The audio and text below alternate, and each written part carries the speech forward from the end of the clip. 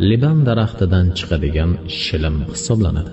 U jinlar uchun o'ta xavfli hisoblangan o'simliklardan. Sehr ta'sirini ham yo'qotish xossasiga ega. Uning hidi xushbo'y bo'lib, zaharli narsalarni, jinlarni uydan ketkizadi.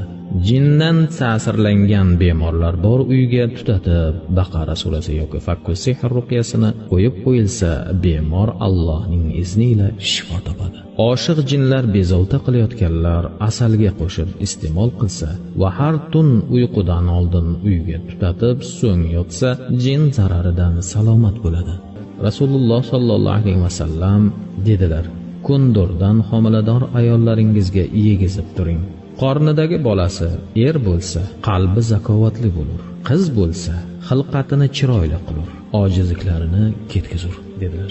Bu hadis meditsina tomonidan tasdiqlangan.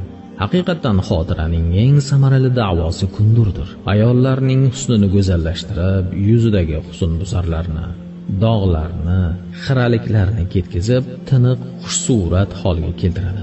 Albatta uni asalga qo'shib iste'mol qilish lozim yoki yuzga suriladigan maskalarga qo'shib suriladi.